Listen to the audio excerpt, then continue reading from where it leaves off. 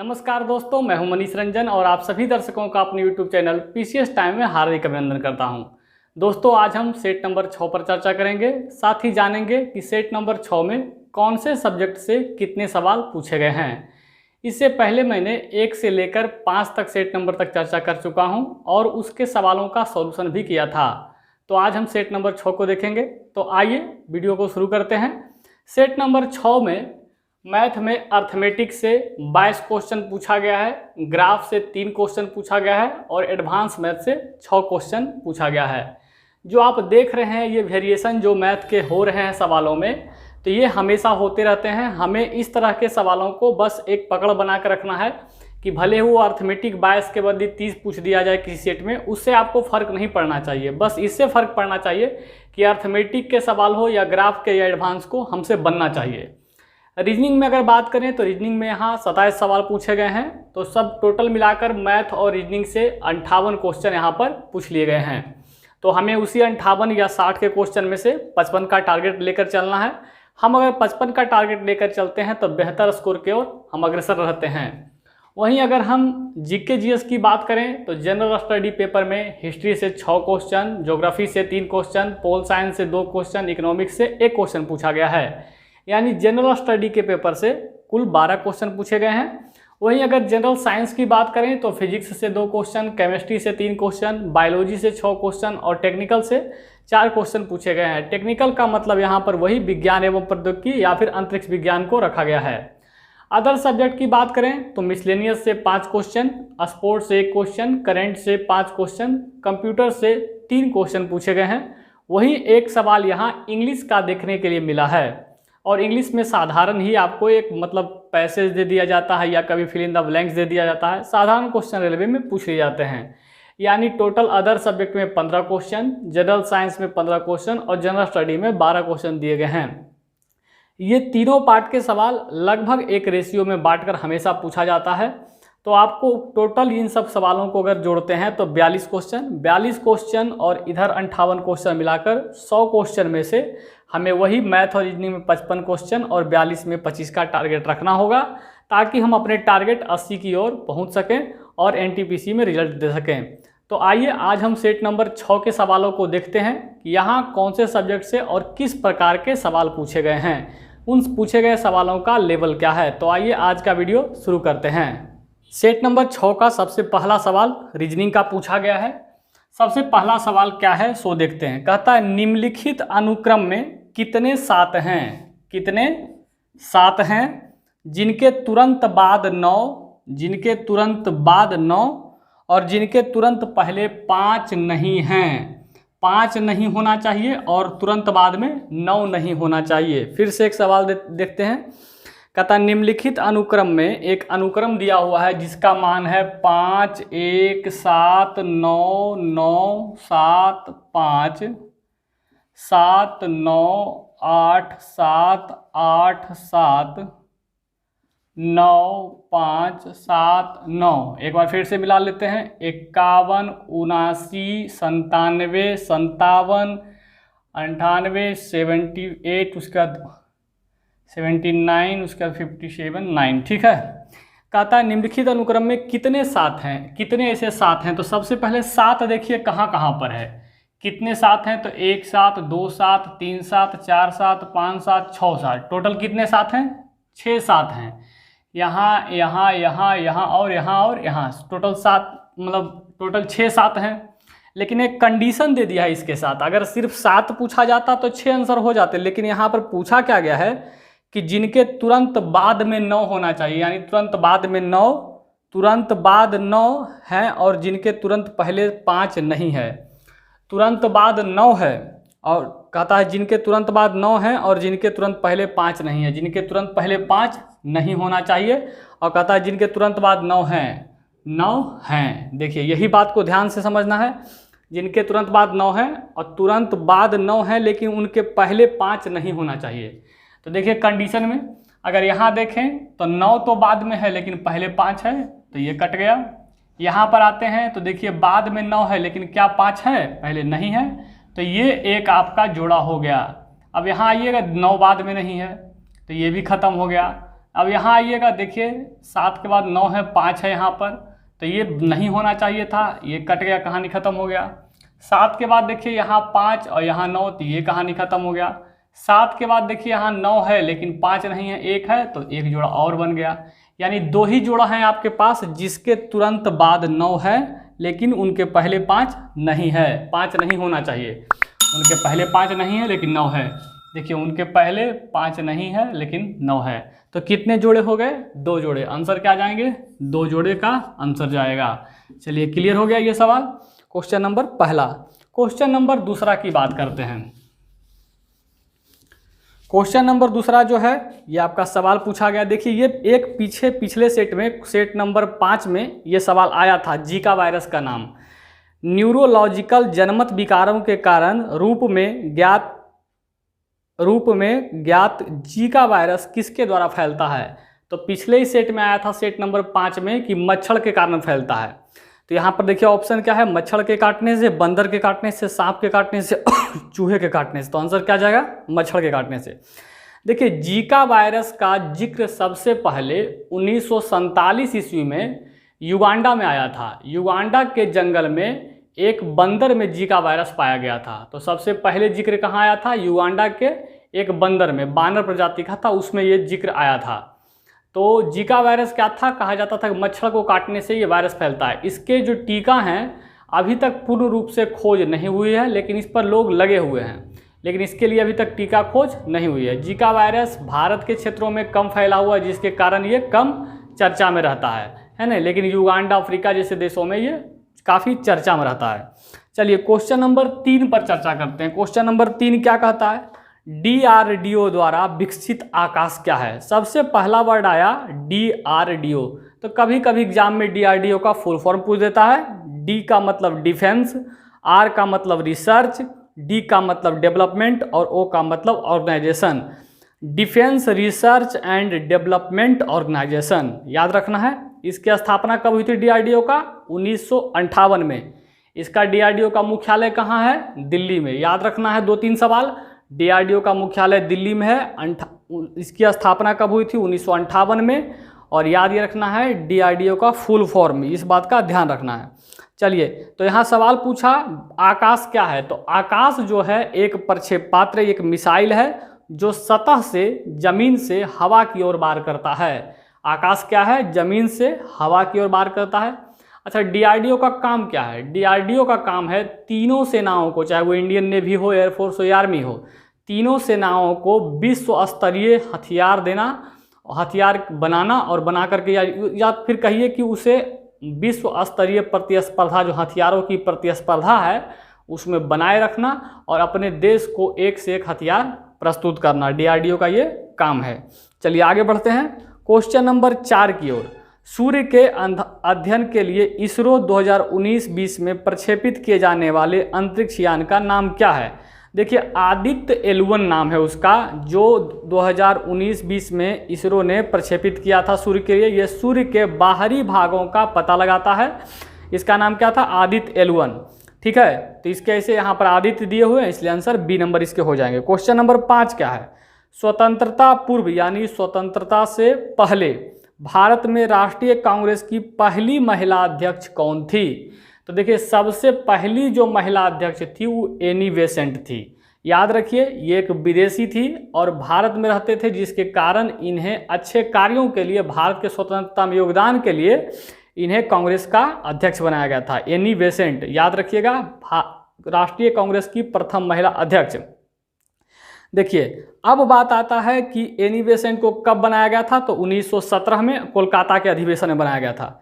अच्छा अगर सबसे पहला सवाल ये पूछा जाए कि प्रथम भारतीय महिला कौन थी जो सबसे पहले कांग्रेस, राष्ट्रीय कांग्रेस के अध्यक्ष बनी थी, तो उसका नाम है सरोजनी नायडू। जो आपका सरोजनी नायडू बनी थी 1924 में। ठीक है, ये भारतीय महिला थी और एनी बेसेंट विदेश की महिला थी। अच्छा इसके बाद कौन बनी थी? इंदिरा गांधी बनी थी। अगर सरोजनी नायडू बारे में एक बार सवाल और कहें तो सरोजनी नायडू भारत की प्रथम महिला, मतलब किसी राज्य की राज्यपाल भी रह चुकी है, इस बात का ध्यान रखना है।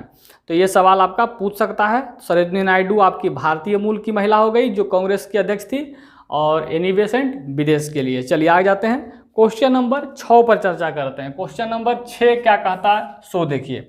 कहता है P का अर्थ भाग है, यानी P बराबर कितना है, भाग दिया हुआ है। Q का अर्थ प्लस है, Q बराबर क्या है, प्लस है। R का अर्थ माइनस है, R बराबर क्या है, माइनस है। S का अर्थ क्या है, S बराबर क्या है, गुना है। तो कहता है 10R 192 है लिखा हुआ P, उसके बाद है 48, उसके बाद S, फिर लिखा हुआ 48, फिर लिखा हुआ है P, फिर लिखा हुआ है 96, फिर लिखा हुआ है Q, फिर लिखा हुआ 1। और कहता है मान भरिए, तो R का मान क्या है, माइनस, तो लिखेंगे 10 माइनस 192। P का भाग क्या है, भाग है। तो देखिए भाग है तो यहाँ पर आप भागा दीजिएगा, तो हम बटा कर देते हैं एक बार में, ताकि आपको स्टेप कट जाए थोड़ा सा। अब देखिए P भाग 48, यहाँ तक तो काम हो गया, P का मान भाग था। अब S, यहाँ पर S का मान क्या है, गुना, तो गुना क्या करते हैं 48, फिर P का भाग क्या है, भाग 9, तो बटा 9 कर देते हैं, कोई दिक्कत तो नहीं होना चाहिए, बटा 9 कर दिए। फिर 96 है, बटा 96, और Q का मान प्लस और 1। इतना है सवाल आपका।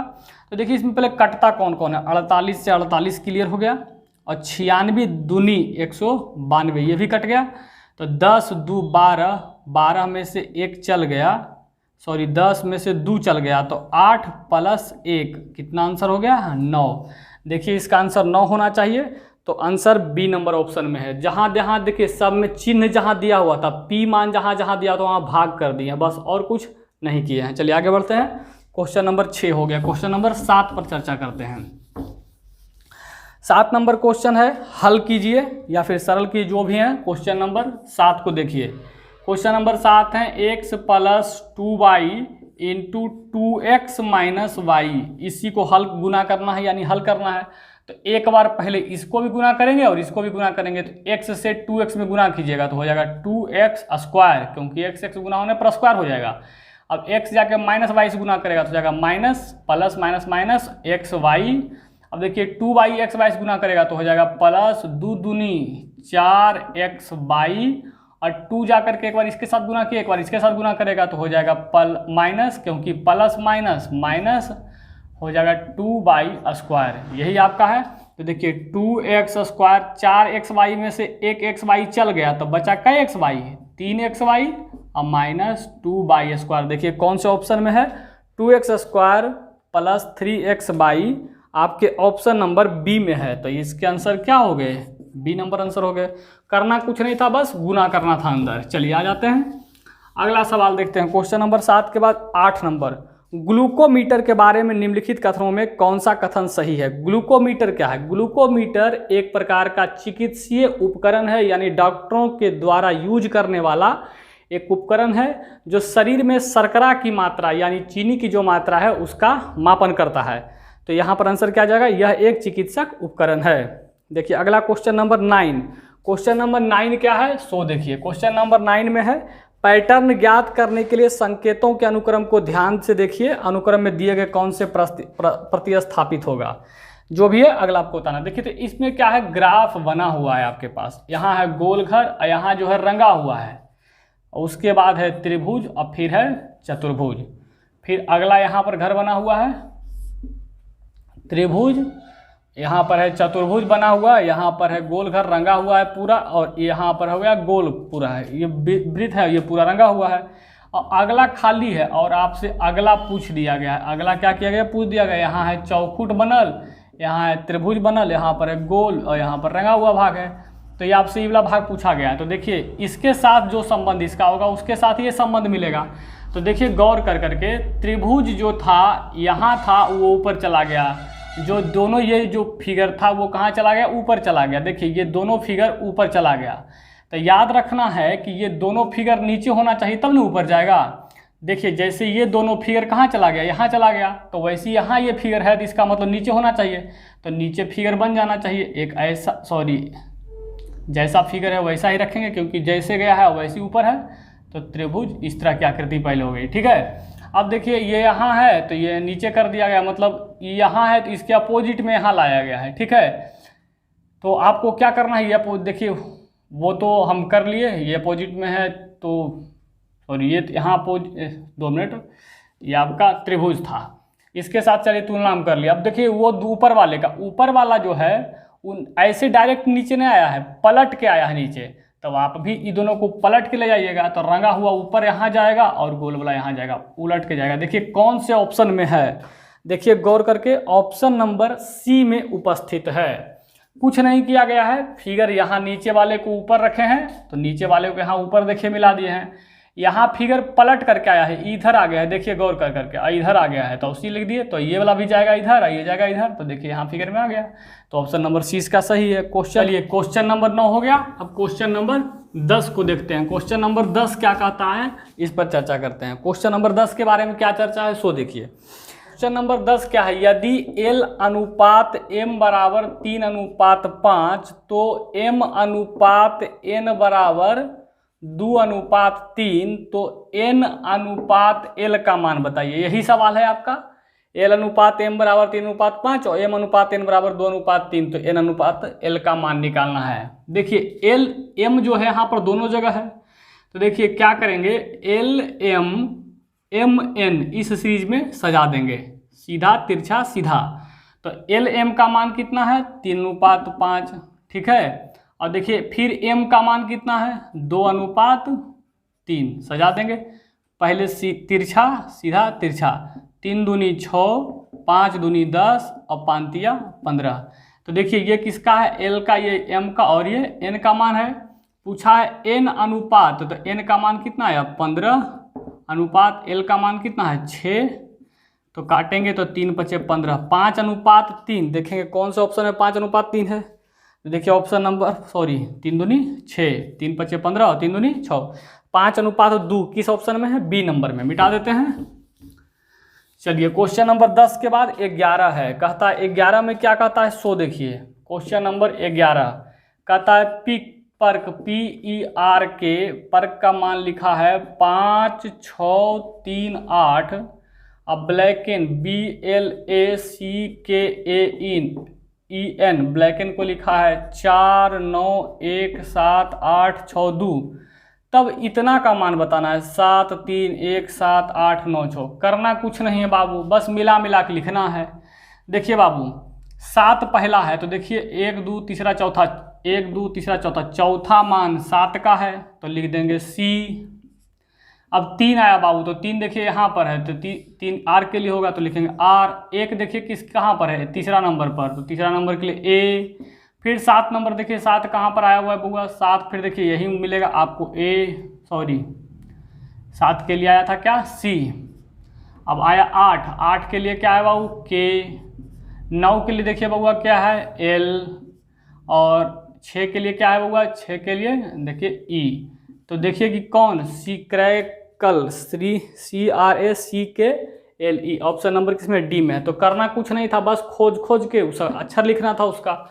ये सब बहुत आसान सवाल है, धीरे धीरे जब सेट चलने लगेगा तो इन सब सवालों को छोड़ना शुरू करेंगे। क्वेश्चन नंबर 12 2015 में संसद में पेश किया गया GST विधेयक क्या है। देखिए ऑप्शन 1 वित्त विधेयक, एक आर्थिक विधेयक, एक संविधान संशोधन विधेयक, एक साधारण विधेयक। देखिए GST जो है वो वित्त विधेयक के अंतर्गत नहीं आता है, यह एक संविधान संशोधन विधेयक के अंतर्गत आता है, तो इसके आंसर सी हो जाएंगे।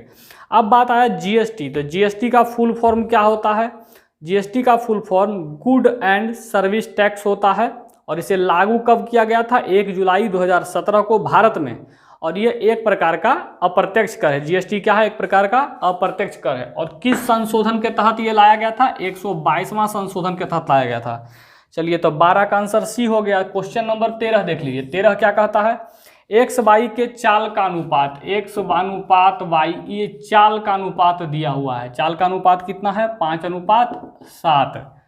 कहता है y जो है, y नाम का y जो है 420 किलोमीटर की यात्रा 3 घंटे में पूरा करता है। कितना घंटा में, 3 घंटा में। तो सोचिए अगर y का चाल निकालना चाहेंगे, y जो है इतना किलोमीटर की यात्रा 3 घंटे में तय करता है। सवाल में बोला था ना कि इतना किलोमीटर की यात्रा कितना घंटा में तय करता है, 3 घंटा में तय करता है। तो y का अगर हम चाल निकालना चाहेंगे तो चाल बराबर होता है दूरी बटा समय, यानी 14 तिया 42, 140 किलोमीटर पर आवर। ये निकल गया किसका चाल, y का, क्योंकि y तय कर रहा था 3 घंटा में। जब 420 किलोमीटर 3 घंटा में, तो 1 घंटा के लिए भागा मारेंगे, निकल गया। अब सोचिए यहाँ पर y का चाल किस रेशियो में है, 7 के रेशियो में है, और यहाँ पर चाल मेरा आया इतना, तो 7 रेशियो बराबर 140, 7 दूनी 40, 1 का यूनिट का मान 20। पूछा है x का चाल बताइए, तो x का चाल 5 यूनिट है, 5 यूनिट का मान 20 25 100 किलोमीटर पर आवर। आंसर जाएगा सी नंबर। करना कुछ नहीं था, चाल दिया हुआ था, बस रेशियो के अनुसार से बंटवारा करना था। चलिए आ जाते हैं क्वेश्चन नंबर 14। विश्व तंबाकू निषेध दिवस कब मनाया जाता है? 31 मई को। 31 मई को विश्व तंबाकू निषेध दिवस मनाया जाता है। ये देखिए, कुछ आप विविध में जाइएगा तो दिवस जरूर याद कर रखिएगा। याद जीएस में दिवस से हमेशा सवाल होता है, 1-2 सवाल तो कन्फर्म दिवस से रहेगा। विश्व पर्यावरण दिवस कब मनाया जाता है? 5 जून को। एक बार और पीछे सवाल में चल चुका है ये, विश्व पर्यावरण दिवस 5 जून को। ठीक है, अगला क्वेश्चन नंबर 16 देखिए, बहुत बढ़िया सवाल है 16 नंबर, समझिएगा। देखिए 10, 11, 9, 11, 9 समूह का मानक विचलन बताइए। मानक विचलन देखिए, माध्य, माध्यिका, बहुलक, ये सब है विचलन। आपको हम पढ़ाएंगे एक बार, एक चैप्टर ही हम ये सब बता देंगे। परिसर हो गया, मानक गुणांक हो गया, मानक विचलन हो गया, ये सारे चीज़ बता देंगे। तो यहाँ पर पूछा है कि 10, 11, 9 और कितना है, 9, 11 और 9 का समूह का मानक विचलन बताइए। देखिए मानक विचलन कैसे निकलेगा? सबसे पहला काम करेंगे कि माध्य निकालेंगे। क्या निकालेंगे? माध्य। अब माध्य किसको बोलते हैं? औसत को। तो सबसे पहले क्या निकालना है? औसत। तो औसत निकालते हैं। 11, 9, 20, 11, 9, 20 मतलब 11, 9, 20, 20, 20, 40, 10, 50। योग औसत बराबर होता है योग बटा संख्या। कई संख्या है? 5 गो। सबको जोड़ कर करके और जितना है उतना संख्या से भागा देते हैं, क्या निकलता है? औसत या माध्य। तो औसत कितना निकल गया? 10, यानी माध्य भी कितना आ गया? 10। अब देखिए मानक विचलन में क्या करते हैं, दूसरा स्टेप क्या काम करेंगे? पहला काम करेंगे माध्य निकाल लेंगे। माध्य निकालने, देखिए कभी कभी सवाल में पूछ देगा माध्य निकालने, तो माध्य का मतलब औसत होता है, यानी सबको जोड़ देना है और जितना संख्या उतना से भागा मार देना है, तो निकल जाएगा माध्य। अब देखिए मानक विचलन में क्या होता है कि जितना औसत आता है उस सब संख्या में घटाते हैं। तो सोचिए 10 में से 10 गया तो कितना बचा? 0, और उसका स्क्वायर कर देते हैं। ठीक है, जितना अंतर आएगा, देखिए हम यहाँ पर लिख देते हैं, माध्य और संख्या का अंतर का होल स्क्वायर करते चलना है। क्या करते चलना है? Whole square. और जय को रहेगा, सीरीज आगे बढ़ेंगे। तो देखिए माध्य और संख्या का अंतर, कितने का अंतर है? 0 का, तो 0 का होल स्क्वायर हो गया, प्लस देखिए तो 10, 11 में कितने का अंतर है? 1 का, तो 1 का होल स्क्वायर हो गया। देखिए तो 10 में कितना का है? 1 का, तो 1 का होल स्क्वायर हो गया। ऐसे देखिए 9 में से 10 घटता है तो माइनस आएगा, तो माइनस का स्क्वायर करेंगे तो 1 आ जाएगा, इसीलिए नहीं लिख रहे हैं, ये फार्मूला लगा रहे हैं। 10, 11 में फिर 1 का अंतर है। अब फिर देखिए 9, 10 में 1 का अंतर है। अब बटा जितना संख्या रहेगा उतना संख्या, 1, 2, 3, 4, 5, 5 संख्या है, 5 से भागा और अंडर रूट, यही काम होता है। इस बात का ध्यान रखना है। ठीक है, माध्य और संख्या का अंतर का होल स्क्वायर बटा संख्या कर देना है। संख्या का एगो था, 5 गो। तो देखिए भाई, अंतर जब किए सबका निकाल के करके अंतर कर करके सबका स्क्वायर लिखे, तो 0 का स्क्वायर 0, 1 का स्क्वायर 1, 1 का स्क्वायर 1, 1 का स्क्वायर 1, तो 1, 1, 1, 1 कितना हो गया? 4, 4 बटा 5, 4 का वर्गमूल 2, 2 बटा रूट 5। देखिए कौन से ऑप्शन में 2 बटा रूट 5 है? ऑप्शन नंबर में जाइए, बी नंबर में आपका दिया हुआ है। तो यही है मानक विचलन। माध्य निकालना सीख गए और मानक विचलन सीख गए। फिर सवाल आएगा तो माध्यिका और बहुलक को देख लेंगे, और गुणांक हो गया, परिसर हो गया, इन सब चीज़ों को देख लेंगे। 17 नंबर है, मध्य प्रदेश में स्थित वैश्विक विरासत स्थल भीमबेटका प्रसिद्ध है। देखिए पिछला 5 नंबर सेट में ही सवाल आया था। भीमबेटका मध्य प्रदेश के रायसेन जिला में पड़ता है और ये एक पूरा पाषाण काल की गुफा है। भीमबेटका क्या है? एक गुफा है जिसमें पहले लोग रहते भी थे, याद रखिए। तो यहाँ सवाल यही आपसे पूछ दिया कि किस लिए भीमबेटका प्रसिद्ध है? वनों के लिए, पर्वत श्रृंखलाओं के लिए, या पाषाण आश्रय या सूट शेल्टर के लिए? तो इसका आंसर यही जाएंगे, सूख शेल्टर के लिए, रुक शेल्टर के लिए। देखिए रॉक शेल्टर यहाँ पर होना चाहिए, पाषाण आश्रय के लिए, यानी जो पाषाण काल में लोग रहते थे वहाँ पर आश्रय लेते थे। कहाँ? भीमबेटका की गुफा में। भीमबेटका गुफा कहाँ पड़ता है? मध्य प्रदेश के रायसेन जिले में। चलिए आगे आ जाते हैं। क्वेश्चन नंबर 18, क्वेश्चन नंबर 18, 10 बोल रहे हैं, क्वेश्चन नंबर 18। 10 दर्जन सेब, 10 दर्जन का मतलब कितना? 1 दर्जन में 12 सेब, तो 10 दर्जन में कितना सेब? 120 सेब, लेकिन हम लिख देते हैं 10 गुने 12। कहता है 15 दर्जन आम, 15 दर्जन आम का मतलब 15 गुने 12 आम। अब 20 दर्जन संतरा यानी 20 गुने 12 संतरा बेचने के लिए रखे गए हैं। तो देखिए कुल मिला के अगर 1 दर्जन में 12 गो तो 10 दर्जन में कै गो 12 रहे कि 120। ये क्या है भाई? सेब है, 120 गो सेब है। 15 दर्जन है आपका आम, तो 1 दर्जन में 12 गो तो 15 12 180 गो है आम। क्या है बाबू? आम। और कहता है 20 दर्जन संतरा, तो 20 गुने 12 यानी 240 जो है क्या है भाई? संतरा। यही है रखा हुआ। यदि प्रत्येक में से क्रमशः 1/2, प्रत्येक यानी सेब में से 1/2, उसके बाद प्रत्येक में से 1/3, क्रमशः जो है, क्रमशः का मतलब एक एक करके सबका काम करेंगे। 240 आ जाइए, तो 240 गुने कितना है? कितना? 1/4। कहता है बिक गए। ये हो गया क्या? बिक गए। ये जो है बिक गए हैं भाई। कुल का 1/2, 180 का 1/3 और 240 का 1/4 सवाल में बोला है। तो अच्छा बिक जाएगा तो बचेगा कितना? ये भी तो बात है। तो सोचिए अगर 1/2 निकालेंगे तो कितना होगा? 60 गो। यहाँ निकालेंगे तो 60 गो, और यहाँ निकालेंगे 6 चौक 24 60 को। सब में से 60 को बिक गया। तो सोचिए 120 में से 60 को बिक गया तो 60 को बचा हुआ है कि नहीं? 60 60 120 होता है। 180 में से 60 को बिक गया तो 120 को बचल है कि नहीं? और 240 में से 60 को बिक गया तो कितना बचा? 180 को यहाँ भी बच गया। तो 180 को यहाँ बचा हुआ है। सवाल में यही पूछ दिया कुल कितने फल बाकी रह गए। तो देखिए 180 अब 20 जोड़ेंगे तो 300, 300 और 60, 360 फल अभी भी बाकी उसके पास रखे हुए हैं। ऑप्शन नंबर डी इसके आंसर हैं। तो 18 का आंसर क्या हुआ? D number. अब आइए क्वेश्चन नंबर 19 पर चर्चा करते हैं। 19 नंबर क्वेश्चन क्या कहता है? मंगल ऑर्बिटर मिशन मंगलयान को किस ग्रह में प्रक्षेपित किया गया था या कब प्रक्षेपित किया गया था? 2013 में। मंगल जो है वो मंगलयान जो है वो ऑर्बिटर में भेजा गया था, मंगल के ऑर्बिटर में।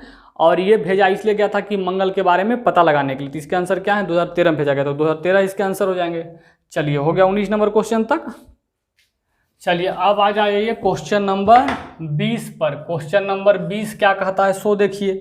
कहता है क्वेश्चन नंबर 20 में सलमान ने कहा रहीम का पुत्र। सलमान कह रहा है, ये है मान लेते हैं सलमान नाम का व्यक्ति जो कह रहा है रहीम का पुत्र। ये व्यक्ति का नाम है रहीम, इसका पुत्र नीचे होगा। रहीम का पुत्र मेरे पुत्र का मामा है। मेरे पुत्र का मामा, रहीम का जो पुत्र है, रहीम का पुत्र ये व्यक्ति हुआ, रहीम का पुत्र मेरे पुत्र का मामा। सोचिए मेरे पुत्र का मामा कब होगा? देखिए ध्यान सुनिए। मेरे पुत्र, ये पुत्र हैं सलमान के, मेरे पुत्र का मामा। मामा कौन होगा? जो सलमान का साला होगा, वही ना होगा, यानी पत्नी का भाई। ठीक है, तो मामा ये लग रहा है, यानी इसका मतलब सलमान का ये साला है। तो सलमान को हम यहाँ रखेंगे। सलमान, ये सलमान की होगी मान लेते हैं पत्नी इधर पटी, ये बीवी, और सलमान का हो गया साला, और सलमान का एक पुत्र है, यही लगेगा इसका क्या? मामा। तो सवाल में क्या पूछा? देखिए सवाल को फिर से। सलमान ने कहा रहीम का पुत्र, जो रहीम का पुत्र है वो मेरे पुत्र का मामा है। सलमान के पुत्र का कौन लगता है? मामा। रहीम का पुत्र जो है वो सलमान के पुत्र का कौन लगता है? मामा। तो जब ये मामा लग रहे हैं सलमान का, इसका मतलब मम्मी का भाई। तो ये सलमान हो गए इसके पिताजी, तो ये इनके क्या हुए? साला का रिलेशन है, रिलेशन बना हुआ है। रहीम का सलमान से क्या रिश्ता है? रहीम से, सलमान से, इसके साथ से लगा हुआ है, यानी बताना है कि रहीम कौन लगता है। तो सोचिए अगर ये साला हैं तो साला के पिताजी क्या लगते हैं? ससुर जी। तो क्या आंसर जाएंगे? ससुर जी। ऑप्शन कौन? बी नंबर ऑप्शन में बैठा हुआ है, तो आंसर इसके ससुर जी हो गए। 21 नंबर क्या कहता है? कथन निष्कर्ष है फोटोसिंथेसिस की प्रक्रिया के दौरान पौधे प्रकाश ऊर्जा को रासायनिक ऊर्जा में रूपांतरित कर देते हैं। ये बात सही है, जो इसकी प्रक्रिया के दौरान है वो पौधे प्रकाश ऊर्जा को रासायनिक ऊर्जा में रूपांतरित करते हैं, ये बात सही है। कहता है कारण जो है क्या? फोटोसिंथेसिस से पौधों द्वारा प्राप्त शक्कर का उपयोग इंसान के द्वारा ऊर्जा के स्रोत नहीं, ये बात नहीं लग रहा है। प्रकाश संश्लेषण एक अलग है और पौधा से शक्कर प्राप्त करना एक अलग प्रक्रिया है। ठीक है, तो यहाँ पर देखिए मतलब दोनों ए और आर सही हैं। ए का सही स्पष्टीकरण आर है, दोनों ए और आर सही है, लेकिन ए का स्पष्टीकरण आर नहीं है। देखिए बी नंबर ज़्यादा सटीक ऑप्शन लग रहा है। ए और आर दोनों बात सही जरूर है, लेकिन ए का सही स्पष्टीकरण आर नहीं कर रहा है। इसका मतलब है कि प्रकाश ऊर्जा को रासायनिक ऊर्जा में जरूर बदलता है, लेकिन ऐसा नहीं है कि उससे शर्करा भी आप प्राप्त कर सकते हैं या मनुष्य प्राप्त करता है। ये आपका बी नंबर ऑप्शन क्या है, आपका आंसर है। ए और दोनों सही बात हैं, लेकिन उस बात का स्पष्टीकरण कारण नहीं करेगा। चलिए क्वेश्चन नंबर 22 पर आइए। 22 नंबर क्या कहता है, गणितीय का मान बताइए। तो बहुत आसान सवाल है, इस सबको क्या बताएं, प्लस। देखिए बहुत सवाल ही बता चुके हैं।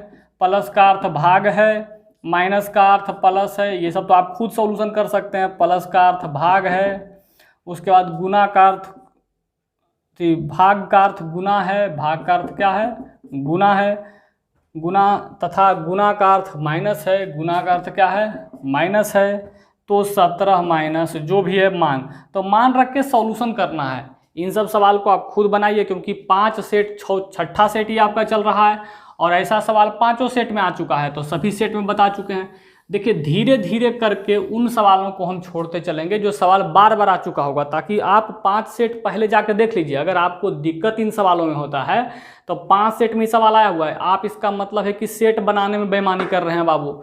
अगर आप 5 सेट बढ़िया से बनाएंगे तो छठा सेट आपसे स्वयं बनना धीरे धीरे शुरू होना चाहिए, क्योंकि आप धीरे धीरे एक मैथ रीडिंग बनाते चलते हैं। चलिए क्वेश्चन नंबर 23 क्या है, निम्नलिखित में से कौन सी एक गैस रंगहीन एवं गंधहीन होती है। क्लोरीन। क्लोरीन का उपयोग हम मेन रूप से ब्लीचिंग पाउडर बनाने में करते हैं, और इसका ना तो कोई रंग होता है और ना ही कोई गंध होता है। हल्का मीठा जैसा, मतलब मीठा क्या कहिए, मतलब क्लोरीन मतलब ना उसका स्वाद होता है, उसका कोई किसी प्रकार का मतलब स्वाद नहीं होता है, गंध नहीं होता है, लेकिन स्वाद हल्का सा मीठापन जैसा क्लोरीन का आता है। आप देखते होंगे पानी वगैरह को थोड़ा मीठा करने के लिए इसमें क्लोरीन का मिलाया जाता है। चलिए क्वेश्चन नंबर क्या है, 24 के बारे में चर्चा करेंगे। कहता है कि चाय हरी है, कुछ निष्कर्ष दिए गए हैं और कुछ का विवरण दिए गए हैं। तो विवरण क्या कहता है, चाय हरी है, क्या है, चाय जो है वो क्या है भाई, हरी है, चाय हरी है। कॉफ़ी भूरी है, जो कॉफ़ी है वो क्या है, भूरी है, यानी भूरी कलर का है, ब्राउन कलर का। और दूध सफ़ेद है, दूध जो है वो क्या है, सफ़ेद है। तो कहता है दूसरा में विवरण में, नगर के आधे से अधिक लोग चाय पसंद करते हैं। आधा से ज़्यादा, आधा से ज़्यादा का मतलब मान लेते हैं 60%, आधा हो गया 50%, तो पूरा यानी आधा ज़्यादा यानी 60% लोग क्या पसंद कर रहे हैं, मान लेते हैं चाय पसंद करते हैं। वैसा मानते हैं क्योंकि आधा ज़्यादा बोला है। वे लोग जो सफ़ेद पसंद करते हैं वे हरा पसंद नहीं करते हैं। जो लोग दूध पीता है वो चाय नहीं पीता है। याद रखिएगा, जो लोग सफ़ेद पसंद करते हैं वो चाय पसंद नहीं करते हैं। इसका मतलब जो लोग दूध पीता है वो चाय नहीं पीता है। अब सवाल में क्या कहता है, जरा आगे बढ़ते हैं। कहता है वे लोग सफ़ेद जो हरा पसंद नहीं करते हैं, और कुछ लोग जो भूरा पसंद करते हैं वे सफ़ेद पसंद नहीं करते हैं। जो भूरा जिनको पसंद है उनको सफ़ेद पसंद नहीं है, इस बात का। तो कहता है नगर में हरा अधिक लोकप्रिय है। बिल्कुल 60% नगर की आबादी अगर चाय पीती है तो इसका मतलब हरा जो है उनको ज़्यादा पसंद है, क्योंकि चाय क्या है, हरा है।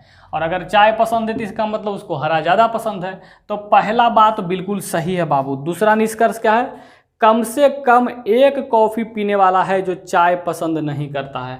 देखिए 1 है कि 2 है कि 10 है, इसके बारे में चर्चा ही नहीं है। तो कम से कम एक कॉफ़ी पीने वाला, ऐसा हम कैसे कह दें कि जो कॉफ़ी पीने वाला वो चाय वो पसंद नहीं करता। 1-2 से तुलना नहीं कर सकते हैं। तो दूसरा नंबर बात बाबू गलत है, पहला नंबर सही है। यहाँ 1 नहीं बोल करके अगर बोल देता कि कम से कम कुछ कॉफ़ी पीने वाला है जो चाय पसंद नहीं करता है, तो ये ऐसा हो सकता था, लेकिन 1 बोल दिया। 1-2 यानी संख्या के बारे में बता रहा है, इसके कारण ये 2 गलत है और इसके आंसर सिर्फ 1 ही होंगे। 24 का आंसर क्या जाएगा, केवल निष्कर्ष 1 होता है, आंसर ए जाने चाहिए। क्वेश्चन नंबर 25 को देखते हैं। क्वेश्चन नंबर 25 क्या कहता है, किसी सांकेतिक भाषा में प्लेट PLATE प्लेट को लिखा जाता है CYNGR लिखा जाता है। तो शौक SHOCK को क्या लिखा जाएगा। देखिए बाबू क्या किया गया है, सो जरा गौर कीजिए। देखिए L का मान 12 होता है, 12 में 13 जोड़िएगा तो 25 आ जाएगा। A का मान 1 होता है, 1 में 13 जोड़िएगा तो 14 आ जाएगा। अब देखिए P का मान 16 होता है, तो 16 में जब 13 जोड़िएगा तो कितना हो जाएगा, जोड़िए 16 में जब जोड़िएगा तो कितना हो जाएगा, 29, कितना हो जाएगा, 29 हो जाएगा। और अल्फ़ाबेट 26 होता है, तो 27, 28, 29, 3 बढ़ गया। तो 3 बढ़ने के कारण अल्फ़ाबेट जब 26 के बाद ख़त्म होता है तो ABC शुरू होता है, ABC, देखिए ABC है। वैसे T का मान 20 होता है, जब 13 जोड़ेंगे चल जाएगा 33, तो 26 और 7 33 होता है, तो 7 किसका मान, G का। E का मान 5 होता है, 5 में 13 जोड़िएगा 18 आ जाएगा। तो सब में क्या किया गया है, +13 किया गया है। तो आप भी क्या कीजिएगा, सब में +13 कीजिएगा। तो S का मान 19, S का मान 8, O का मान 15, C का मान 3, A का मान 11। चलिए जोड़ते हैं। 19 में 13 जोड़ेंगे तो कितना हो जाएगा, 31, 9 3 12 32 हो जाएगा। 13 अगर जोड़ दीजिएगा तो 9 3 12 2 3 32 हो जाएगा। और अल्फ़ाबेट तो 26 तक ही होता है, 27, 28, 29, 30, 31, 32, 6 बढ़ गया, 6 बढ़ गया तो उसका मान क्या होगा, F। चलिए 8, 13 जोड़ेंगे तो 8 3 11 21 हो जाएगा। 21 किसका मान, U। O का मान 15, 15 में 13 जोड़ेंगे कितना हो जाएगा, 28 हो जाएगा, होता है 26 तक, 27 28, B। और C का मान 3, 13 जोड़ेंगे 16, P। 11, 11 में 13 जोड़ेंगे कितना, 24, 24 किसका, X का मान 24। तो देखिए कौन से ऑप्शन में है दिया हुआ सवाल, आपका answer FUBPX, option number B में दिया हुआ है। चलिए आगे बढ़ते हैं, क्वेश्चन नंबर 26 को देखेंगे। 25 तक हो गया। 26 नंबर, जब मानव शरीर का तापमान सामान्य शारीरिक तापमान से लगभग इतना फ़ारेनहाइट कम हो जाता है तो क्या करता है। देखिए ये क्वेश्चन नंबर क्या है, 26। मानव का जो सामान्य तापमान होता है, मानव का तापमान जो होता है, तापमान सामान्य रूप से 98.6 डिग्री फ़ारेनहाइट होता है, ठीक है। सेंटीग्रेड में 37 के आसपास जाता है, तो ये फ़ारेनहाइट है। अब कहता है अगर ये तापमान लगभग इतना फ़ारेनहाइट कम हो जाए, कितना कम हो जाए, 2 से लेकर 3.5 डिग्री फ़ारेनहाइट तक अगर कम हो जाए तो क्या कहलाता है, या कैसे जाना जाता है, तो ये कहलाता है हाइपोथर्मिया। हाइपोथर्मिया ये कब होता है, जब कम हो जाता है तापमान तब। अगर तापमान ज़्यादा हो जाता है तो कहलाता है हाइपरथर्मिया। देखिए हाइपोथर्मिया और हाइपरथर्मिया। देखिए ऑप्शन नंबर C में है हाइपरथर्मिया। तो हाइपरथर्मिया मान होता है जब तापमान ज़्यादा होता है, जब तापमान कम होता है तो कहलाता है हाइपोथर्मिया। हाइपो और हाइपर नहीं बोलते हैं, तुम्हारा पारा हाइपर हो गया या हाई हो गया, तो उसी से मतलब ज़्यादा यहाँ पर बोल रहा है। चलिए तो ये याद रखना है, 2 से 3.5 डिग्री फ़ारेनहाइट तक। अब आगे आते हैं क्वेश्चन नंबर 28। यदि किसी कोड भाषा में लेमन, क्वेश्चन नंबर 27 क्या कहता है, 27 भाई, यदि किसी कोड भाषा में लेमन LEMON लेमन को लिखा जाए PWOMN लिखा जाए तो कहता है शर्ट को क्या लिखा जाएगा, SHIRT को क्या लिखा जाएगा। देखिए ये अल्फ़ाबेट देखने में आपको बड़ा पेचीदा ढंग से लग रहा होगा, लेकिन आप गौर कीजिएगा। देखिए L का मान 12 होता है, अगर किसी 2 अल्फ़ाबेट को जोड़ने पर 27 आ जाए, कितना आ जाए, 27, तो वापस में विपरीत अल्फ़ाबेट होता है। विपरीत क्या होता है, जैसे A का उल्टा Z हो गया, D का उल्टा W हो गया, ये सब विपरीत है। A से पहला, इधर Z से 26। तो अगर जिसके 2 वर्णमाला का योग जोड़ने पर, जैसे देखिए Z और 26 को जोड़िएगा तो कितना आ जाएगा, Z और A को 27, W का 23 और 4 27। तो जो 2 वर्णमाला जोड़ने पर अगर योग 27 हो जाता है तो विपरीत होता है। तो देखिए यहाँ पर सवाल में L का पहले सबका विपरीत निकालिए। L का मान 12 होता है, 12 में कितना जोड़ेंगे तो 27 आ जाएगा, 15, 15 किसका मान, O का। E का मान 5 होता है, 5 में कितना जोड़ेंगे, 22 जोड़ेंगे तो 27 हो जाएगा, 22 होता है V का। M और N आपस में उल्टा है, क्योंकि 14 13 27 होता है, 15 है तो L होगा, क्योंकि 15 12 27 होता है, N है तो M है। अब देखिए गौर करके, O P V W N M O L M M N सब में कितना प्लस, मात्र 1 प्लस। पहले क्या गया है, उल्टा निकाल लिया गया, विपरीत निकाल लिया गया। अब विपरीत निकालने के बाद इसको मिला के लिखा गया, सब में कितना प्लस किया गया, 1 1 प्लस। तो पहले इसका विपरीत लिखेंगे। S का मान 19 होता है, 19 में कितना जोड़िएगा, 27 हो जाएगा। 8 किसका मान होता है, H का, याद रखना है। अब देखो तो एच है तो यहाँ पर एस हो जाएगा। आई का मान 9 होता है, 9 में 18 जोड़िए तो 27 होगा, 18 होता है आर का, और आर का मान यहाँ पर है तो आई जोड़िएगा 18 9 27, और जी का मान 20 होता है, टी का मान 20 होता है तो जी जोड़िएगा 27 हो जाएगा। अब देखिए सब में जोड़ना है, एच का आई, एस का टी, आर का एस, आई का जे और जी का एच। आई टी एस देखिए कौन सा ऑप्शन में है, I T S J H, I T S J H कौन सा ऑप्शन में है, I T G S option number A में ही है, तो इसका आंसर हो गया क्वेश्चन नंबर 27 का। चलिए अब आगे बढ़िए, मिटा देते हैं। क्वेश्चन नंबर 28 पर, क्वेश्चन नंबर 28 क्या कहता है, विस्तार कीजिए एस प्लस 2 के दी होल क्यू, ये 5 नहीं समझिएगा, एस लिखा हुआ है, एस प्लस 2 के दी होल क्यू। तो फार्मूला होता है बाबू, कुछ नहीं है, ए प्लस बी मानिए और इसका होल क्यू फार्मूला होता है a cube plus b cube plus 3ab into a plus b. तो बस यही मान बैठा देना, ए क्यू तो एस का क्यू कीजिएगा तो हो जाएगा एस क्यू, बी का क्यू 2 का क्यू कीजिएगा तो हो जाएगा 8 प्लस 3, ए का मान एस है और बी का मान 2 है तो 3 दूनी 6 एस कर देते हैं, 6 एस, 65 नहीं समझ जाइएगा, एस समझिएगा, और ए प्लस बी यानी एस प्लस 2, और विस्तार कीजिए तो हो जाएगा s Q plus 8 plus 6 S को एस में गुना करेंगे तो हो जाएगा 6s स्क्वायर प्लस 6 दूनी 12 एस। देखिए कौन सा ऑप्शन में है भाई, ऑप्शन नंबर मिला लीजिए, option S Q 6x square 12s और प्लस 8, ऑप्शन नंबर सी में मिलाइए सब मिल जाएगा, ऑप्शन नंबर सी इसके क्या है आंसर है। कुछ नहीं करना था, फार्मूला याद रखना था, बस आपको फार्मूला पर सेट कर देना था।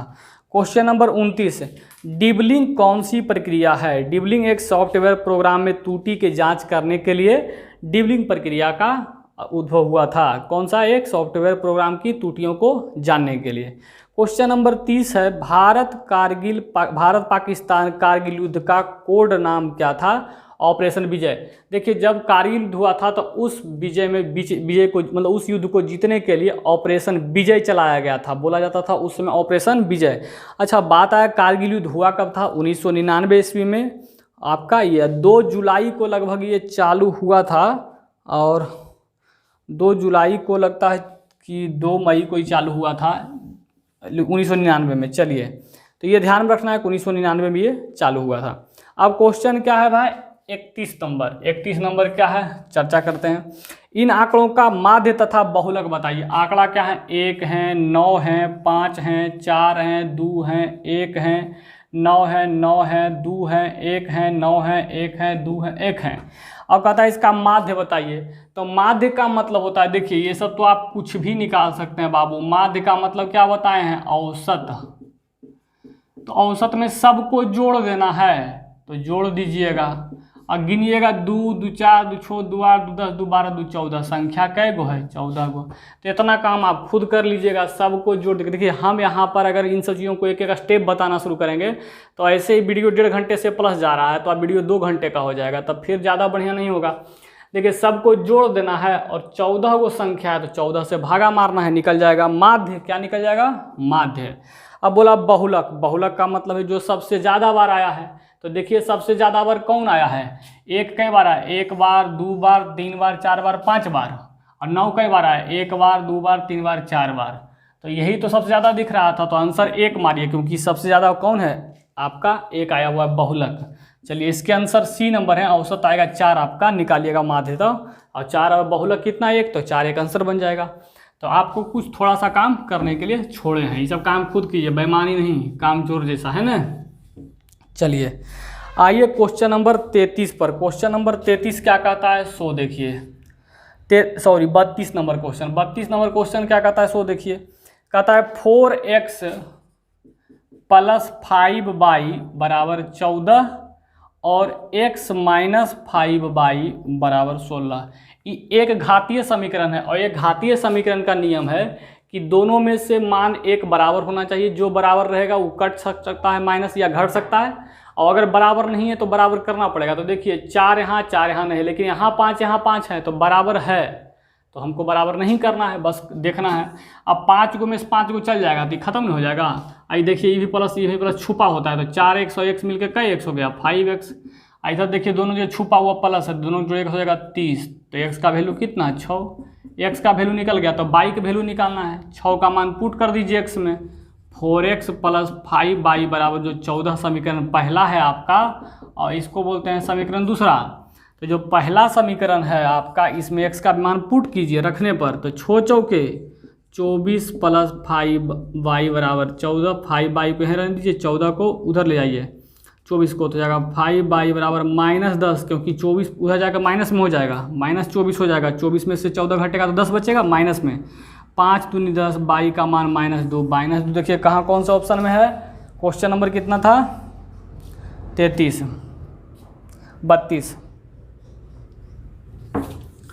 अब आइए क्वेश्चन नंबर 33 पर। क्वेश्चन नंबर 33 क्या कहता है सो देखिए, कहता 2.5 दर्जन सेव। 2.5 दर्जन का मतलब कितना सेव हुआ बताइए, तो 2 दर्जन में कैसे हो 12 दूनी 24 गो, आधा दर्जन और यानी 6 गो, तो 2.5 दर्जन में होगा कैसे 30 सेव 2.5 दर्जन में। क्रयमूल 300 रुपया है, क्रयमूल कितना है 300। 2.5 दर्जन सेवों का क्रयमूल 300 रुपया है, यानी 30 सेब लेने में कै रुपया खर्चा होगा 300 रुपया। अब कहता है प्रत्येक सेव को ₹15 में बेचा गया, प्रत्येक सेव को ₹15 में बेचा गया। तो प्रत्येक सेव यानी कई सेव है 30 सेव, और 30 को 15 रुपया के भाव से बेचना है, तो 15 तिया कई रुपया कमाइएगा 450, 15 तिया 45। अब सोचिए बाबू 300 में खरीदे और 450 में बेच रहे हैं, तो लाभ नहीं कमा रहे हैं। कितना लाभ कमा लिए 150 रुपया। 150 ज़्यादा है, किससे ज़्यादा है, तो 300 ज़्यादा है गुने 100, 2 शून्य कैंसिल, 3 पचे 15, यानी 50% आप लाभ कमाए हैं। चलिए क्वेश्चन नंबर 33 हो गया। क्वेश्चन नंबर 34, एक अभाज्य संख्या क्या उसके बारे में ऑप्शन, यह एक धनात्मक पूर्णांक नहीं है। नहीं, अभाज्य संख्या धनात्मक पूर्णांक होता है, इसका कोई भाजक नहीं है। देखिए इसका कोई भाजक नहीं है, ये बात तो सही है कि भाजक नहीं होता है अभाज्य संख्या का, लेकिन आगे पढ़िए, इसका कोई भाजक नहीं। उसके बाद केवल खुद से तथा 1 से विभाजित होता है, 2 से अधिक भाजक होते हैं। नहीं, सी नंबर सबसे ज़्यादा सटीक है, केवल खुद से तथा 1 से विभाजित होता है। जो बी नंबर ऑप्शन में है उस बात का ज़्यादा वजन जो है सी नंबर ऑप्शन में है। वह अभाज्य संख्या वह संख्या होती है जो खुद से कटती है और 1 से कटती है, 1 के अलावा किसी और से नहीं कटती है। चलिए अगला बढ़ जाते हैं, क्वेश्चन नंबर 35 पर आ जाइए। क्वेश्चन नंबर 35 क्या कहता है सो देखिए, एक निश्चित धनराशि पर 2 वर्ष में 10%, 2 वर्ष में 10% के दर से 2000 रुपया का ब्याज मिलता है। साधारण ब्याज कितना मिलता है 2000, यानी SI मिलता है 2000 रुपया। तो P का मान नहीं पता है बाबू। कहता है एक निश्चित धनराशि तो पता नहीं है, धनराशि का मतलब मूलधन, और वर्ष 2 पर वर्ष दे है और दर जो है 10% दे है, ब्याज दे दिया है 2000 रुपया।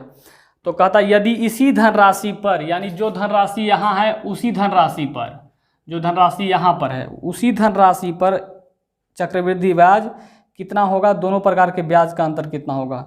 चक्रवृद्धि ब्याज था वार्षिक संयोजित होता है, तो दोनों प्रकार के ब्याज का अंतर कितना होगा, यही सवाल है। देखिए बाबू सबसे पहला बात, हमको ये मूलधन पता नहीं है, तो मूलधन निकाल लेते हैं। कैसे निकलेगा मूलधन, R गुने T बराबर प्रतिशत में होता है ब्याज। तो 20 दूनी कितना 10 दूनी कितना 20%, ब्याज आ गया कितना प्रतिशत 20%, लेकिन ब्याज रुपया में दिया हुआ कितना है 2000, तो लिखेंगे 2000। 20% R गुने T निकल जाता है, SI का फॉर्मूला याद रखिए, ट्रिक है R गुने T प्रतिशत। तो 20%, तो देखिए 20 से 20 कैंसिल, यानी 100 मान आ गया 1% का। अब मूलधन अपने आप में 100% होता है, याद रखना है। तो 100% बराबर कितना 2 4 शून्य, इतना आ गया, ये निकल गया मूलधन आपका। अब आपसे पूछ दिया है बताइए हमको चक्रवृद्धि ब्याज का अंतर कितना होगा।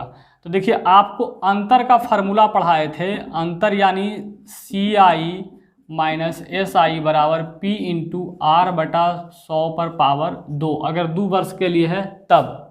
तो देखिए दोनों का अंतर तो हमको दिया हुआ नहीं है, मान लेते हैं x बराबर P का मान आपके पास आ गया 2 3 4 गुने। अब देखिए r का स्क्वायर कितना, r का मान कितना है, देखिए 10, 10 का स्क्वायर कितना होता है 100, 100 का स्क्वायर करेंगे तो 2 शून्य 2 4 शून्य, तो 4 शून्य 4 शून्य कट गया, तो 1 बराबर कितना बचा 100, 100 रुपया आ गया इसका आंसर। चलिए सवाल समझ गए, आगे बढ़ते हैं।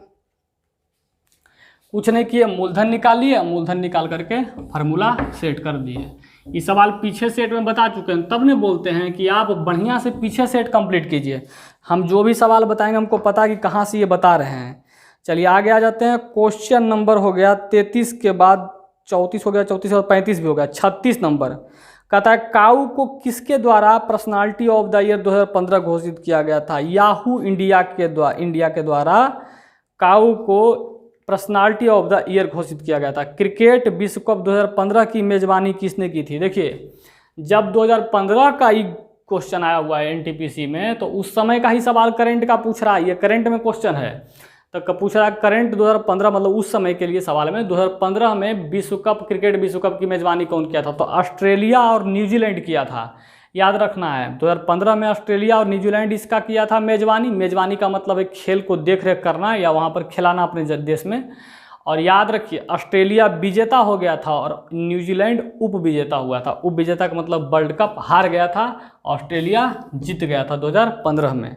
चलिए 2011 में भारत जीता था, ये तो आप जानते हैं। चलिए क्वेश्चन नंबर 38 क्या कहता है, इस पर देखिए 38 नंबर क्वेश्चन। 38 नंबर क्वेश्चन कहता है आपके पास 20 बड़ी तथा 16 छोटी डायरियां हैं। 20 को बड़ा डायरी है और 16 को छोटा डायरी है, तथा दोनों प्रकार की डायरियों से आप उपहार पैकेट बनाना चाहते हैं। आप दोनों को मिला करके या जैसे भी करके एक उपहार पैकेट बनाना चाहते हैं। बिना किसी डायरी को आप छोड़े आप कितनी उपहार बना सकते हैं। देखिए बिना किसी डायरी को छोड़े, जब ऐसा सवाल आ जाए कि इस दोनों को लेना ही लेना है तो महत्तम निकलता है। क्या निकलता है, महत्तम, जो दोनों में शामिल हो। तो आप बताइए 20 और 16 का महत्तम निकालिए, तो 4 पचे 20 होता है कि नहीं होता है। देखिए तो चरका से 20 भी कटेगा 16 भी कटेगा, लेकिन पचका से 16 कटेगा नहीं कटेगा, तो 5 खत्म हो गया। जो संख्या दोनों से कट जाए या फिर जो संख्या ये 16 और 20 है, एक संख्या से जिस संख्या से कटता है वो महत्तम होता है। तो चरका से दोनों कट रहा है यानी महत्तम कितना 4। तो 4 का आपको एक डायरी बनाना होगा जो दोनों उपहार के लिए फिट होगा। 5 चौके 20 और 4 चौके 16 दोनों के लिए काम कर जाएगा, याद रखिए। चलिए क्वेश्चन नंबर 39 नंबर क्वेश्चन क्या कहता है, आगे बढ़ते हैं। 39 नंबर है जैव प्रौद्योगिकी का तात्पर्य क्या है। देखिए बायोलॉजी का लास्ट चैप्टर है जैव प्रौद्योगिकी। तो औद्योगिक प्रक्रियाओं में सजीवों का उपयोग करना। देखिए जैव प्रौद्योगिकी क्या है, तो बायोगैस, बायोडीजल और बायोडीजल हो गया या बायो जो पेट्रोल वगैरह जो भी प्राकृतिक हैं जो ज़मीन के अंदर से निकाले जाते हैं वो जैव प्रौद्योगिकी कहलाते हैं। और इसमें सजीवों का उपयोग करके भी बनाया जाता है। आते हैं क्वेश्चन नंबर 41 पर। क्वेश्चन नंबर 41 देखिए क्या है, 41 number question, sorry question number 40 है। क्वेश्चन नंबर 40 क्या कहता है, कहता है किसी कोड में 592 लिख लेते हैं। किसी कोड में 592 का अर्थ है ग्रेप्स आर स्वीट। ग्रेप्स के जी कर देते हैं, आर को ए कर देते हैं या लिख देते हैं grapes are sweet, S W कर देते हैं। समझ जाइएगा 374 यानी 374 का अर्थ है आई लाइक ऑरेंज। ये ग्रेप्स है, जी आर समझिएगा बाबू, I like orange, ORANGES orange. 267 का अर्थ है orange are sour, orange are sour खट्टा। तो शोर का मतलब प्रदर्शित क्या करता है। देखिए ऐसे सवाल में बनाने का क्या तरीका है, जब ऐसा सवाल आ जाए तो देखिए दो को कहाँ कहाँ मिल रहा है। तो देखिए ऑरेंज यहाँ भी मिल रहा है, ऑरेंज यहाँ भी मिल रहा है ना। तो पहला और दूसरा घर, पहला घर दूसरा घर तीसरा घर, पहला घर दूसरा घर तीसरा घर, तो तीसरा घर में ये दोनों मिल रहा है ऑरेंज। तो देखिए ये दोनों कौन सा ग्राफ मिल रहा है दूसरा और तीसरा में, तो गौर कीजिएगा 7 यहाँ भी 7 यहाँ मिल रहा है। इसका मतलब हो गया ऑरेंज के लिए कोड 7 का उपयोग हुआ। अब आर देखिए, आर यहाँ भी है और आर यहाँ भी है, तो तीसरा घर और पहला घर में ढूंढना है, तीसरा घर और पहला घर में। तो तीसरा घर और पहला घर में क्या कॉमन है देखिए, तो 2, तो हो गया आर के लिए किस कोड का हो गया 2, बच कौन गया श्योर के लिए कौन बच गया 6, तो SOUR के लिए कोड 6। देखिए कौन सा ऑप्शन में है, ऑप्शन नंबर सी में। चलिए बहुत आसान सवाल होता है, बस मिला के लिखना होता है, ध्यान रखिएगा, जरूरी नहीं कि जो क्रम होता है उन्हीं का आंसर होता है। क्वेश्चन नंबर 41, क्वेश्चन नंबर 41 क्या कहता है सो देखिए, P प्लस क्यू बराबर यहाँ पर है 2, P प्लस क्यू बराबर 2 इंटू P माइनस क्यू। यदि Q बराबर 10 है, कि Q का मान दे दिया है 10, तो P का मान आपसे पूछा है कि P का मान क्या होगा। तो जब Q का मान दिया हुआ है तो Q का मान पुट कर देते हैं, तो हो जाएगा P प्लस Q का मान 10 दिया हुआ है बराबर 2 इंटू P माइनस Q का मान कितना 10 दिया हुआ था। देखिए अब काम करेंगे तो हो जाएगा P प्लस 10 बराबर 2P माइनस 10 दूनी कितना 20। अब देखिए 2P में से एक P उधर घटाएंगे तो हो जाएगा P, और इधर लाएंगे तो हो जाएगा 20 10 30, तो P का मान कितना 30।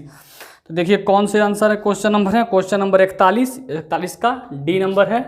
बस Q का मान दे दिया था, Q का मान पुट कर दिए और P का मान क्या किए निकाल लिए। चलिए क्वेश्चन नंबर 42 को देखिए क्या कहता है।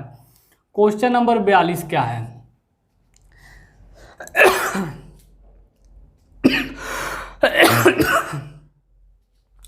देखिए क्वेश्चन नंबर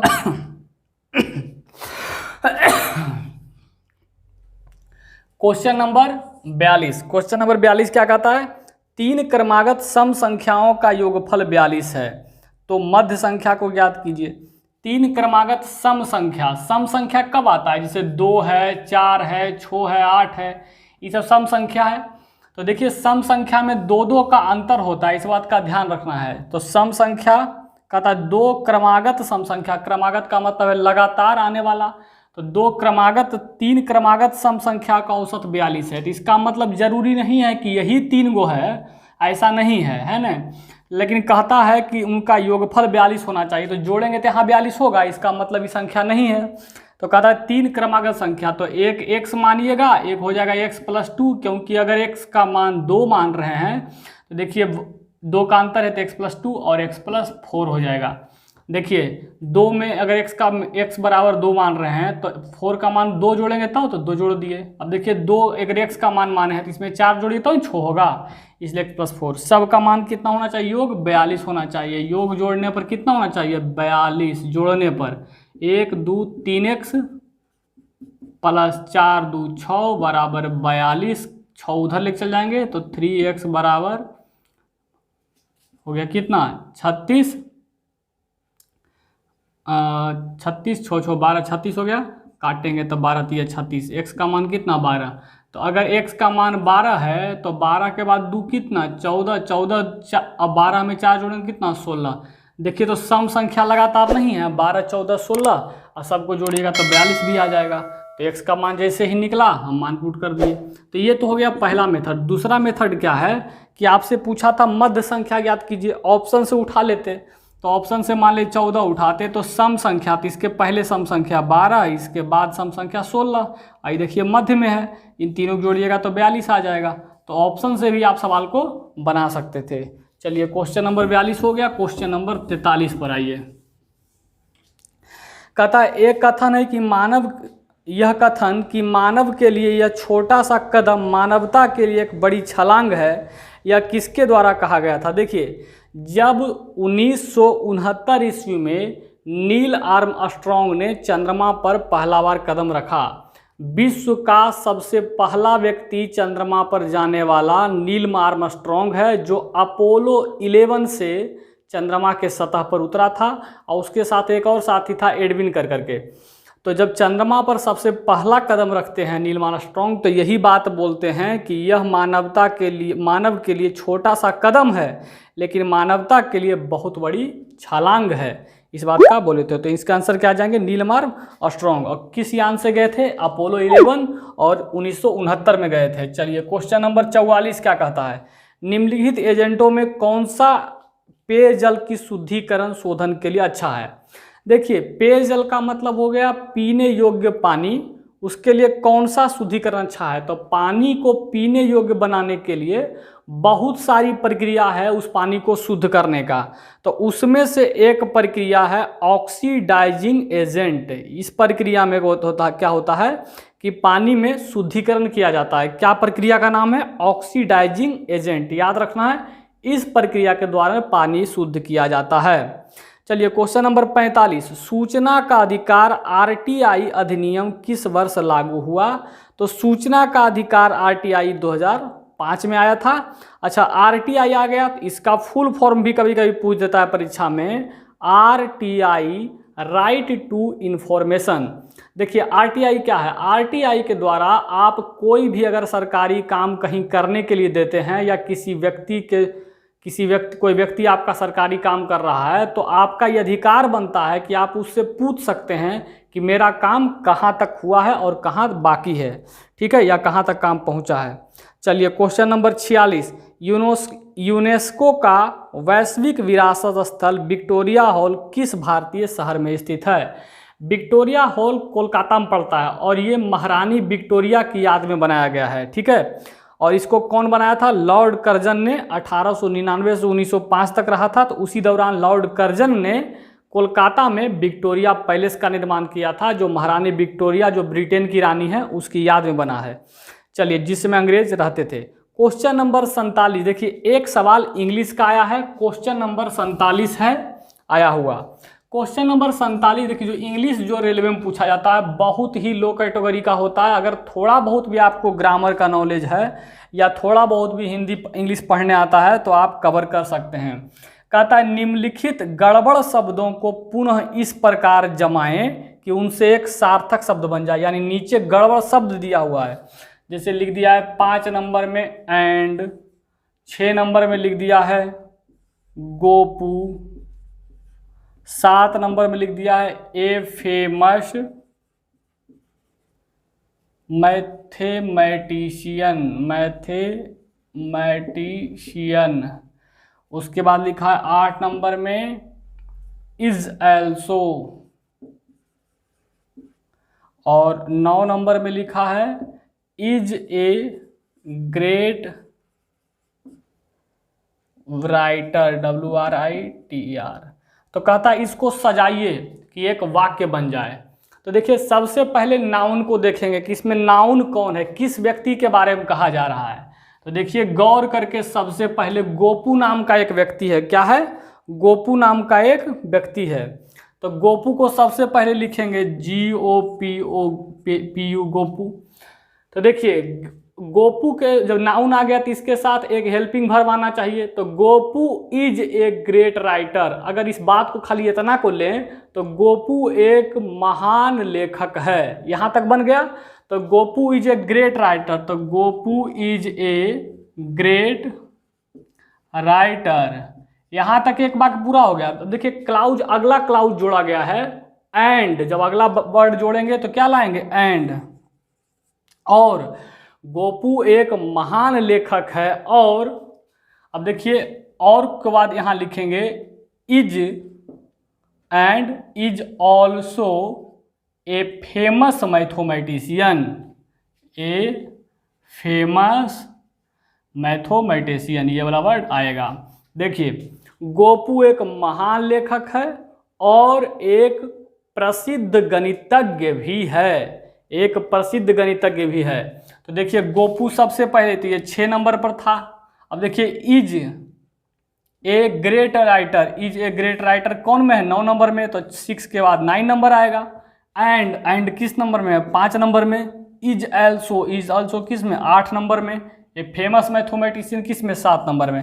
तो 6 9 5 8 7, 6 9 5 8 7 कौन सा ऑप्शन में? C नंबर में बैठा देना। तो इसमें एकदम साधारण ज्ञान, अगर आपको पास्ट ऑफ स्पीच का भी ज्ञान थोड़ा बहुत होता तो आप इस सवाल को आसानी से बना सकते थे।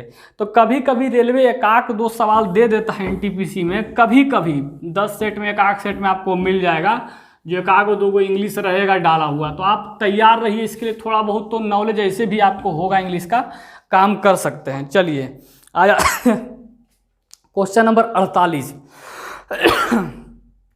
बिस्मार्क ऑफ इंडिया यानी भारत का बिस्मार्क किसे कहा जाता है? वल्लभ भाई पटेल को, वल्लभ भाई पटेल को भारत का बिस्मार्क और लौह पुरुष भी कहा जाता है, ये भी जानते हैं, है ना। और ये भी आपको पता होगा कि प्रथम गृह मंत्री यही थे, सरदार वल्लभ भाई पटेल। सरदार वल्लभ भाई पटेल को बारदोली की महिलाओं ने सरदार की उपाधि दी थी, महात्मा गांधी इनको देने वाले थे, है ना। बारदोली की महिलाओं के द्वारा दिया गया था। क्वेश्चन नंबर 49 क्या है, सो देखिए, कहता है भारत सरकार द्वारा रुपया, देखिए इस तरह का जो आया है रुपया लिखा हुआ, पहले क्या लिखते थे, पहले लिखते थे हम 500 रुपया, ऐसे लिखते थे। लेकिन जब 2010 आया तो 2010 में इस रुपया का मान यहाँ से हट करके और पहले रुपया लिखा जाता था, इस तरह से रुपया हो गया। यानी इसको भी 500 रुपया ही पढ़ते हैं, लेकिन अब ये रुपया आगे लिखाने लगा। तो ये जो चिन्ह आया, जो प्रतीक रुपया का आया, ये कब लाया गया, यही आपसे सवाल में पूछा गया, कब अपनाया गया, तो 2010 में।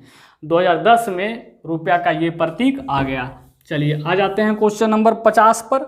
tan माइनस थीटा, देखिए क्वेश्चन नंबर 50 क्या है, सो देखिए लिखा हुआ है tan, त्रिकोणमिति से एक सवाल दे रहा है, एकदम हर हाल में 1-2 सवाल है, 2 सवाल कम से कम दे रहा है। 405 डिग्री का मान बताइए। देखिए एक जब आगे पढ़िएगा तो फार्मूला होता है tan minus theta, tan minus theta, इसको थीटा माना जाता है, तो tan माइनस थीटा बराबर होता है माइनस tan थीटा। तो लिखेंगे माइनस tan और थीटा का मान 105 डिग्री। अब 105 को तोड़ दीजिए, तो लिखेंगे माइनस tan, 105 को लिखेंगे 360 प्लस 45, 360 में अगर 45 जोड़ेंगे तो 405 आ जाएगा। अब देखिए tan 360 degree plus theta no change होता है, तो tan का tan ही रह जाता है। ये सब कभी कहिएगा तो डीपली ये सब थोड़ा पढ़ा देंगे अगर टाइम मिला तो सेट से। तो देखिए tan माइनस थीटा रहा होता है tan थीटा, तो tan थीटा और माइनस उसी लगा हुआ है, तो tan 45 का मान 1 होता है, तो -1 किसका आंसर है, देखिए ऑप्शन नंबर बी में, ऑप्शन नंबर 20 का आंसर हो गया। क्वेश्चन नंबर 50 क्लियर हुआ।